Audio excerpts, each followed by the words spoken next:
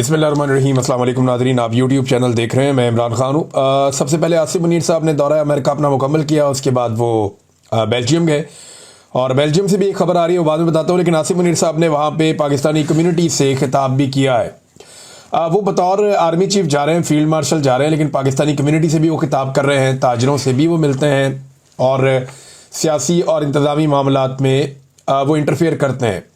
तो इस वक्त जो पाकिस्तान की मिलिट्री एस्टेब्लिशमेंट है उसका पूरी तरह से सियासत में और इंतज़ामी मामलात में, वजारत ख़ारजा में, वजारत दाखिला में और तमाम मईशत समेत हर जगह पे उनका अपना एक किरदार है। और ये बड़ी अच्छी बात है पाकिस्तान की मौजूदा जो रजीम है उसमें शामिल सियासी जमातों के लिए कि कल को वो बड़े आराम से सारा मलबा पाकिस्तान की मिलिट्री एस्टेब्लिशमेंट पे डाल देंगे कि जितना भी फेलियर था वो सारा इसलिए था कि हम मजबूर थे, हम कुछ कर नहीं सकते थे और फौज के कंट्रोल में था सारा कुछ, तो उन्होंने ये तबाही फेरी है। हम लोग तो पहले भी डिलीवर करते रहे, आइंदा भी कर सकते हैं। तो ऐसी बातें फ्यूचर में वो कर सकेंगे और उनके लोग ये कहेंगे, और ये मैं अच्छी तरह जानता हूँ, माजी में भी ऐसे करते रहे, आइंदा भी ये करेंगे। पाकिस्तानी कम्युनिटी से उन्होंने खिताब किया, वहां भी वो सोशल मीडिया को नहीं भूले। यानी सोशल मीडिया एक ऐसी प्रॉब्लम है पाकिस्तान की एस्टेब्लिशमेंट के लिए जो उनके आसाब पे सवार है और उसे एस्टेब्लिशमेंट किसी जगह पे भी बुला नहीं सकती। जितनी फिक्र और कोशिश सोशल मीडिया को तबाह करने के लिए की गई है, उससे आधी कोशिशें और वक्त सर्फ किया जाता दहशतगर्दी को ख़त्म करने के लिए या पाकिस्तान की माशी तरक्की के लिए, तो पाकिस्तान के हालात आज शायद पहले से काफ़ी बेहतर होते, लेकिन इस तरफ तवज्जो दी नहीं गई। अच्छा, आर्मी चीफ की मुद्दत मुलाजमत के हवाले से मैं कोई बात आपको बताऊं।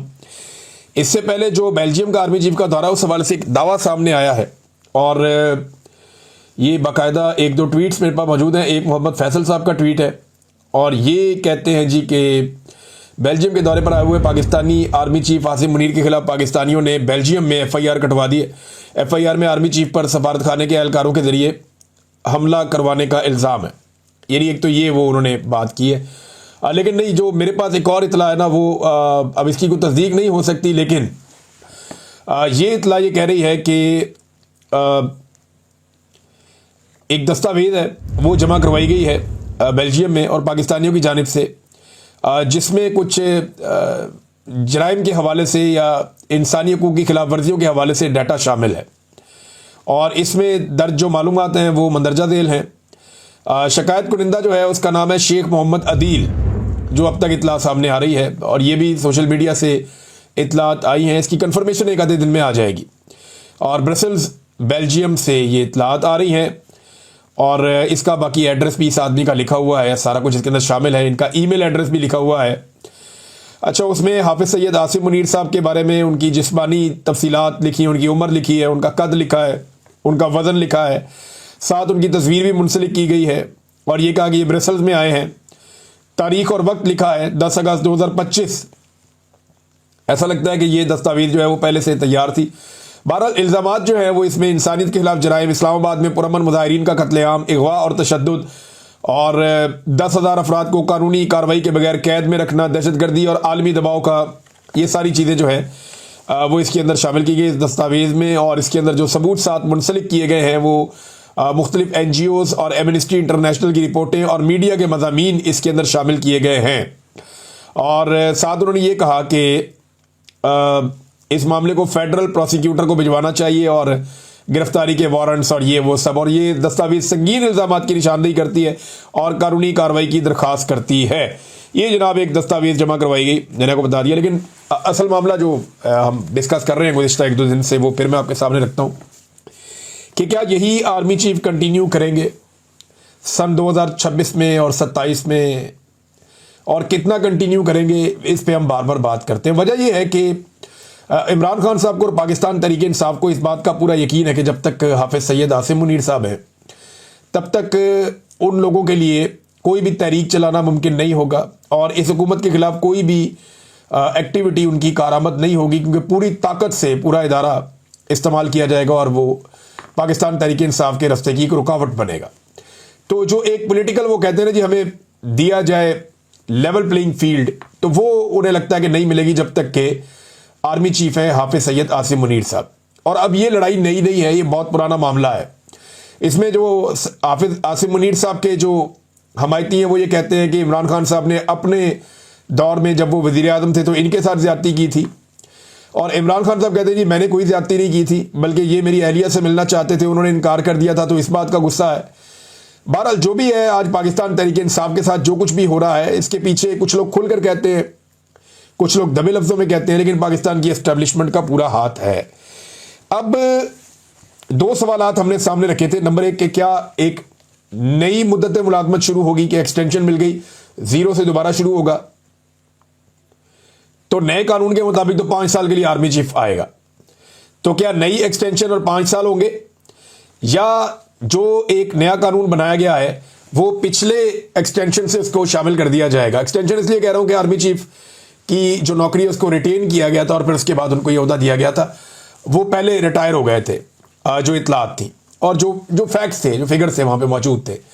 अच्छा, इसमें जो है ना, वो आसिम मुनीर साहब 3 साल मुकम्मल कर चुके हैं, तो 2 साल उनको और मिल जाएंगे। कुछ लोग दावा करते हैं कि नहीं, नया होगा और 5 साल होंगे, लेकिन राणा सनाउल्लाह साहब और फैसल वाडा, ये दोनों लोगों की अगर आप बात सुने तो फैसल वाडा का ताल्लुक क्योंकि उस कबीले से है जो मिलिट्री एस्टेब्लिशमेंट के लिए सर्व करता है, तो फैसल वाडा साहब की बात को आप समझें कि ये वहां से आई है। और राणा सनाउल्लाह साहब का जो ताल्लुक है वो नवाज शरीफ के कबीले से है, वो यहां सर्व करते हैं, तो उनकी बात आप समझें तो समझें, हुकूमत से आई है। तो हुकूमत और एस्टेब्लिशमेंट दोनों की तरफ से जो इशारा पहला आया, वो इशारा ये है कि हाफिज सैयद आसिम मुनीर साहब का तसलसल हो सकता है, एक्सटेंशन नहीं हो सकती। क्योंकि राणा सनाउल्लाह साहब ने एक स्टेटमेंट में एक सवाल के जवाब में कहा कि नवाज शरीफ साहब माजी में भी जो एक्सटेंशन है उसके खिलाफ रहे हैं, और आज भी उनकी ये एक राय है, और PMLN की ये राय है कि एक्सटेंशन नहीं होनी चाहिए। हालांकि PMLN के इस दौरे हुकूमत में बहुत सारी एक्सटेंशन हुई हैं, बहुत सारी, बेशुमार अफसरान को एक्सटेंशन दी गई हैं और धड़ाधड़ दी गई हैं, और अभी तक दी जा रही हैं। बल्कि ये तो इस पर भी राजी हो गए थे कि हुकूमत को ही एक्सटेंशन दे दी जाए। और ये जो मौजूदा आर्मी चीफ है, ये एक्सटेंशन के साथ फिर आर्मी चीफ बने थे, तो नवाज शरीफ साहब ने अपने उसूल तो तोड़ दिए थे, बहुत पहले तोड़ दिए थे। लेकिन राणा सनाउल्लाह साहब का ये बात कहना और अपने आप को उसूली साबित करने की कोशिश करना, वो ये बताता है कि जो एक तसलसल की बात आ रही है कि 3 साल आर्मी चीफ ने मुकम्मल कर लिया, तो शायद 2 साल और भी उन्हें मिल जाए तो 2027 तक ये रहेंगे। लेकिन कल किसी ने नहीं देखा, तो 2027 तो बहुत दूर है, अभी तो बहुत दूर है। अच्छा नाज़रीन, इसमें एक इंटरनेशनली जो खबरें आ रही हैं इसराइल को लेकर और फ़लस्तीन को लेकर, गज़ा को लेकर, उसमें सहाफ़ियों का कत्लेआम हुआ है, बहुत सारे जो इमदादी कारकुन हैं उनका कत्लेआम हुआ है। रोज़ाना की बुनियाद के ऊपर जो है वो फ़लस्तीनी शहीद हो रहे हैं और उनका कत्लेआम किया जा रहा है। जो लोग भूखे हैं, प्यासे हैं, उनकी मुश्किलात बढ़ती जा रही हैं। और यहाँ पे एक नया मंसूबा नेतन्याहू ने बनाया कि वो पूरे की पूरी गज़ा की पट्टी पे कंट्रोल करेगा और इसराइल जो है वो पूरे गज़ा पे कब्जा करेगा। इसमें इसराइल के अंदर भी सख्त मुखालफत का सामना करना पड़ा। इसराइली फ़ौजी ने भी एक ने खुदकुशी की है कि ये जो जुल्म हमारे से करवाया जा रहा है, इस किस्म की चीज़ें रिपोर्ट हो रही हैं। लेकिन जो कुछ भी इस वक्त गज़ा में हो रहा है, इसके लिए पाकिस्तान माजी में जैसे आवाज़ उठाता था, वैसे इस मरतबा आवाज़ उठाता हुआ दिखाई नहीं दिया। यानी कुछ चीज़ें पाकिस्तान ने ऐसी की है जिससे लगता है कि शायद गज़ा के ऊपर पाकिस्तानी एस्टेब्लिशमेंट की पॉलिसी बदल गई है। जनरल बाजवा एक ऐसे जर्नैल थे जो ये बातें खुलकर करते थे सहाफ़ियों के साथ या ऑफ द रिकॉर्ड मीटिंग्स में कि इसराइल के साथ पाकिस्तान को अपने ताल्लुकात बनाने पे गौर करना चाहिए और इसराइल के मामले के ऊपर पाकिस्तान को अपनी पॉलिसी तब्दील करनी चाहिए। हमने ये देखा कि मिलिट्री एस्टेब्लिशमेंट के ज़ेरे साया पलने वाली जितनी भी मजहबी सियासी जमातें हैं, वो भी अब इसराइल और गज़ा के मामले पर उस तरह खड़े नहीं होते जिस तरह माजी में होते थे। आजकल पाकिस्तान में एक बात बड़े आराम से की जाती है और वो ये कहा जाता है कि जी ये तो अरबों का मसला है और अरबों को ही अगर कोई प्रॉब्लम नहीं है तो फिर हम क्यों उछलते कूदते हैं, हमें इसके बीच में नहीं आना चाहिए। हमारा मसला जो है वो कश्मीर का है, लेकिन कश्मीर के मामले में कोई हमारे साथ खड़ा नहीं होता। तो ये इसको मुसलमानियत से या इस्लाम से हटाकर या मज़हब की बुनियाद से हटाकर इसको एक इलाकाई लड़ाई के तौर पे अब देखा जा रहा है। और कुछ लोग मशवरे दे रहे हैं कि जी इसराइल को तस्लीम कर लिया जाए। अब कुछ चीज़ें ऐसी हुई है पाकिस्तान में मौजूदा रजीम के दौरान कि वो इशारा कर रही हैं कि पाकिस्तान की सोच क्या है। यानी मेरे पास यहाँ पे एक खबर है, अगर आप ये मंजर भी देखें तो आपको नज़र आ जाएगा, ये ट्विटर में आपको नज़र आएगा कि इसराइल के अंदर एक बहुत बड़ा एहतजाज हुआ। यानी इसराइल में एहतजाज हो रहा है गज़ा के ऊपर मुकम्मल तौर पे कब्ज़ा करने के हवाले से। इसराइल के अंदर एहतजाज हो रहा है और वहाँ पे 1 लाख के करीब लोग इसराइल में निकले और निकलकर उन्होंने एहतजाज किया। नेतन्याहू के मंसूबे के खिलाफ इसराइल में भी एहतजाज, 1 लाख से जायद अफराद का मुजाहरा, ये एक्सप्रेस न्यूज ने खबर छापी है। और ये मनाजिर जो है वो इसराइल से आ रहे हैं, यानी इसराइल के खिलाफ इसराइल में मुजाहरा हो सकता है, लेकिन इसराइल के खिलाफ पाकिस्तान में मुजाहरा नहीं हो पा रहा। गजा के लिए उठने वाली हर आवाज को पाकिस्तान में खामोश करवा दिया गया। एक वफद भी इसराइल में भेजा गया और उस हवाले से बाद में किसी ने जिम्मेदारी भी कबूल नहीं की और कोई पीछे भी नहीं हट रहा, और वो लोग प्रोटोकॉल भी इंजॉय कर रहे हैं, अपने इंजॉय भी कर रहे हैं। साथ ही साथ पीएसएल के मैचेस में फलस्तीन का झंडा जो लोग लेकर गए स्टेडियम में, उनसे फलस्तीन का झंडा छीन लिया गया पंजाब पुलिस की जानिब से, क्योंकि पाकिस्तान में ये पॉलिसी नहीं है कि आप फलस्तीन का झंडा उठाएं। हालांकि दुनिया भर के खेल के मैदानों में, चाहे फुटबॉल हो चाहे दीगर गेम्स हों, लोग फलस्तीन का झंडा उठाते हैं। इवन खिलाड़ी भी ये करते हैं कि फलस्तीन का झंडा हाथ में पकड़ लेते हैं उस जुल्म और बर्बरियत के खिलाफ जो वहां पे हो रहा है, क्योंकि खेल और खिलाड़ी जो हैं ये अमन के सफीर होते हैं। लिहाजा जुल्म और बर्बरियत के खिलाफ ये प्लेटफॉर्म हमेशा से इस्तेमाल किए जाते हैं, लेकिन पाकिस्तान में इसकी भी इजाजत नहीं दी गई। सेनेटर मुश्ताक को, उनकी बीवी बच्चों को घसीटा गया, खवातीन को गिरफ्तार किया गया, नौजवानों को गिरफ्तार किया गया। बार बार पुलिस ने बड़ा ब्रूटल टॉर्चर किया जो लोग इसराइल के खिलाफ एहतजाज के लिए निकले, बल्कि 2 नौजवानों पे एक रात गाड़ी चढ़ा दी गई और उस मामले का भी आज तक कुछ पता नहीं चला कि क्या हुआ। और इसके अलावा जो एक अमेरिकी जनरल कुरेला है जिन्होंने इसराइल को सबसे ज़्यादा सपोर्ट किया और जिन्होंने हर जगह इसराइल की, चाहे वो गजा के मामले में हो, पूरी हमायत की, पूरी मदद की, चाहे वो ईरान के मामले में हो, वहाँ पे भी पूरी हमायत की, पूरी मदद की, उससे जनरल कुरेला को पाकिस्तान में सदारती अवार्ड से नवाज दिया गया। ये भी बताता है कि पाकिस्तान की पॉलिसी शिफ्ट हो रही है, तब्दील हो रही है। डोनाल्ड ट्रंप जिन्होंने अब्राहम अकॉर्ड के लिए पूरा जोर लगाया हुआ है और वो गजा के बदतरीन मसाइल को जानते हैं, उन्होंने खुद कई मरतबा कहा कि वहाँ हालात बहुत ख़राब है, लेकिन इसके बावजूद डोनाल्ड ट्रंप इसराइल या नेतन्याहू की हमायत में खड़े हैं। अब उन्हें पाकिस्तान कहता है कि जी अमन का नोबेल इनाम उनको दिया जाए, तो ये भी एक चीज़ है। अब थोड़े अरसे बाद ख्वाजा आसिफ एक स्टेटमेंट ज़रूर दे देते हैं, बड़ा हसास किस्म का, इसराइल और फ़लस्तीन के और गजा के मामलात को लेकर, लेकिन खुद उन्होंने पाकिस्तान में ना तो कभी एहतजाज किया, ना कभी आवाज़ उठाई, ना किसी और जमात को एहतजाज करने दिया और ना किसी और जमात को आवाज़ उठाने दी। वो कहते हैं जी गजा पर इसराइल के कब्जे के मंसूबे पर आलम इस्लाम क्या करता है, मजम्मत पर इत्तफा किया जाए, ज़बानी कलामी गुजारा किया जाए या अमली इकदाम उठाए जाएंगे। अच्छा, सवालात तो ऐसे पूछ रहे, खुद वज़ीर दिफा हैं, भैया आप अपनी हिकमत अमली बताएं कि आप क्या करेंगे। आपके पास मुस्लिम दुनिया की सबसे बड़ी और ताकतवर फौज है, तो आप बताएं ना कि आपने इसके ऊपर क्या हिकमत अमली बनाई है और आप इस पर क्या करना चाहते हैं। तो आप दुनिया की तरफ देख रहे होते हैं कि गैर मुस्लिम ममालिक में करोड़ों लोग सरापा एहतजाज हैं।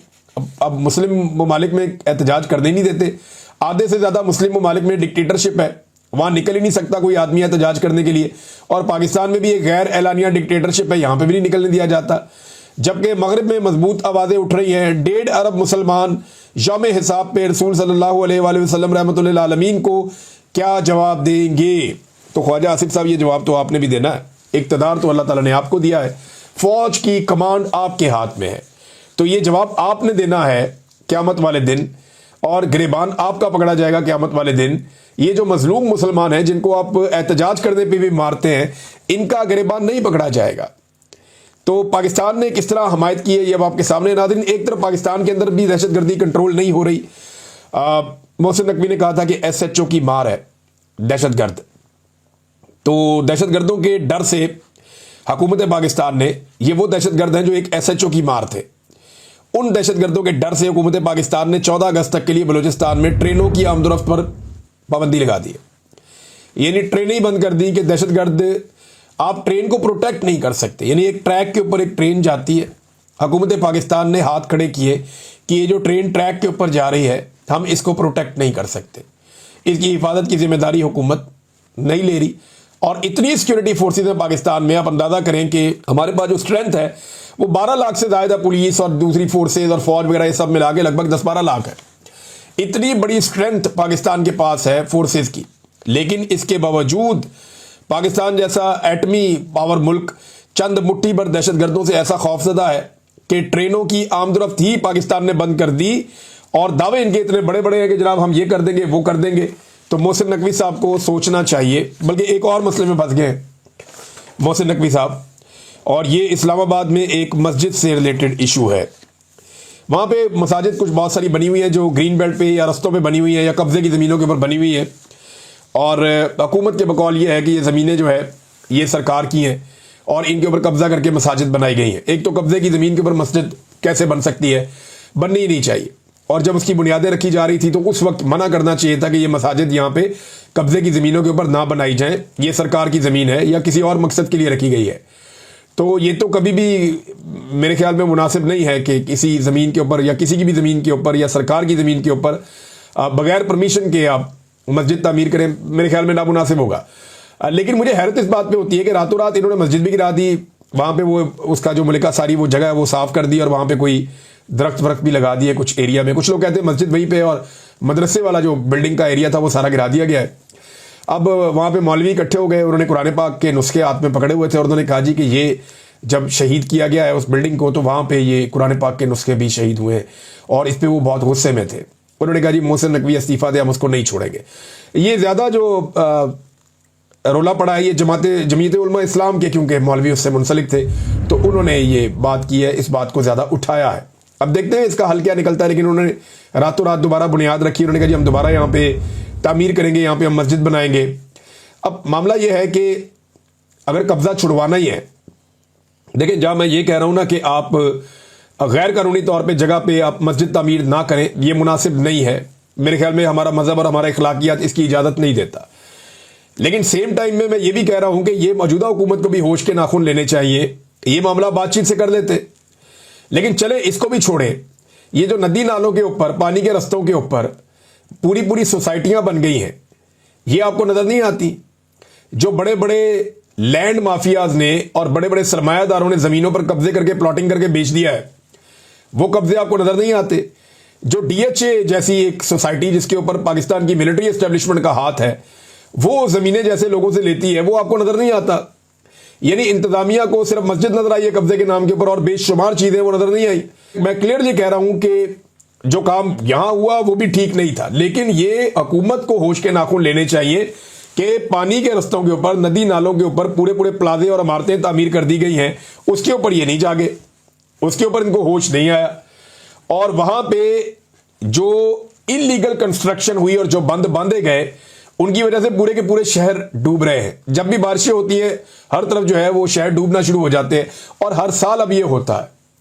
तो वहां पे जाके मसमार करें, उन बंदों को तोड़ें, उन सोसाइटियों से वो जगह खाली करवाएं, और वहां पे जो नदी और नालों के सदियों पुराने रास्ते हैं उनको बहाल करें, ताकि शहरों के अंदर जो है वो सैलाब जैसी सूरत हाल पैदा ना हो। अब इसके ऊपर तवज्जो देनी चाहिए, लेकिन कौन दे इसके ऊपर तवज्जो? नाज़रीन, ये एक और मैंने आपको कहा था, याद होगा आपको 2024 में जब इलेक्शन हुए थे फरवरी में, उसके फौरन बाद मुझे गिरफ्तार कर लिया गया था और मुझे गिरफ्तार करके इन्होंने जेल भेज दिया। जब मैं वापस आया तो हुकूमतें सारी बन चुकी थी, लेकिन इलेक्शन अल्हम्दुलिल्लाह मैंने रिपोर्ट किया और पूरा रिपोर्ट किया था। अब हुआ ये कि मैंने उस वक्त एक जुमला बोला था जब मैं कैदियों वाली वैन में था। मैंने कहा था कि ये एक जाली हुकूमत इनको बनाकर दी गई है और ये सीरियस ही हो गए कि ये इनकी हुकूमत है। यानी एक तो हुकूमत जाली है, जाली फार्म 47 के ऊपर बनाई गई है, और जिनको ये हुकूमत भीख में दी गई है वो सीरियस हो गए हैं कि वो इलेक्शन जीत के हुकूमत बनाकर आ गए हैं। तो वाकई वो अब सीरियस हो गए हैं और अब उन्हें यह लगना शुरू हो गया है कि वो एस्टेब्लिशमेंट की मदद से नहीं आए, वो ब्यूरोक्रेसी की मदद से नहीं आए, आरओज ने जाली फार्म 47 जारी नहीं किए, बल्कि उन्हें अब यह लगता है कि वो उनका हक था जो उनको मिला है। ये अंदाजा करें आप। अब वो ब्यूरोक्रेसी जिन्होंने अपना मुंह काला किया जाली फार्म 47 जारी कर करके, वो भी गिरफ्त में आ रहे हैं और उन्होंने उनके खिलाफ भी कार्रवाई शुरू कर दी। कल को ये एस्टेब्लिशमेंट के खिलाफ भी करेंगे, इनको ये आदत है और एक दिन इनका रवैया यही होगा। और अगली बार इलेक्शन में मुझे ऐसा लगता है कि शायद ब्यूरोक्रेसी को इस्तेमाल ना किया जाए। हो सकता है कि अगली मरतबा इलेक्शन में ब्यूरोक्रेसी की बजाय अदलिया को इस्तेमाल कर लिया जाए। जिस तरह से अदलिया को कंट्रोल कर लिया गया है, तो बड़े पैमाने पर अदलिया को भी इस्तेमाल किया जा सकता है। एस्टेब्लिशमेंट भी कर सकती है, मौजूदा हुकूमत भी कर सकती है। और उसका रीजन पता है क्या है कि जब भी पाकिस्तान में फ्री एंड फेयर इलेक्शन होगा ना, तो एस्टेब्लिशमेंट को बदतरीन शिकस्त हो जाएगी। एस्टेब्लिशमेंट के बाद दो रास्ते बचे, या तो वो इस गंदे खेल को बंद कर दे और इसमें से बाहर निकल जाए और वो कहे जी हमारा कोई किरदार नहीं है, हम बाहर चले जाते हैं, तो फ्री एंड फेयर इलेक्शन हो जाए, तो वो उनको शिकस्त से ऐसे बच सकते हैं। अदरवाइज वो जब भी कभी इंटरफेयर करने के लिए आएंगे तो अवाम उनके खिलाफ जाएगी, वो जिसको भी सपोर्ट करेंगे अवाम उसके खिलाफ खड़ी हो जाएगी। नाज़रीन, कल के दिन में इमरान खान साहब की जमानतें लगी हुई हैं सुप्रीम कोर्ट ऑफ पाकिस्तान में, मुख्तलिफ केसेस की अपीलें वहाँ पे सुप्रीम कोर्ट में गई थी। देखते हैं वहाँ पे क्या होता है। आज एक किताब है the war that change everything. ये किताब आज जो है एक ऐसी जंग जिसने सब कुछ तब्दील कर दिया। ये इंडिया पाकिस्तान की जो अभी लड़ाई हुई थी, 3 महीने के अंदर किताब भी आ गई है। इसकी लॉन्चिंग होने जा रही है, इसके ऊपर मैं आपसे बाद में बात करूंगा, कुछ चीज़ें आपको इसके बारे में बताऊंगा। लेकिन मौजूदा हुकूमत ने पाकिस्तान तहरीक इंसाफ से एक दरख्वास्त की है, एक अपील की है कि यौम आज़ादी पर एहतजाजी मुहिम ना चलाएं। यानी वो ये कहते हैं कि आगे पीछे आप करें, लेकिन आप यौम आज़ादी पे आप एहतजाजी मुहिम ना चलाएं। अब पाकिस्तान तहरीक इंसाफ जो है वो इसको एक अपॉर्चुनिटी के तौर पे इसलिए लेती है कि नॉर्मल दिनों में तहरीक इंसाफ को दीवार के साथ लगा दिया जाता है, बल्कि उनको दीवार में ही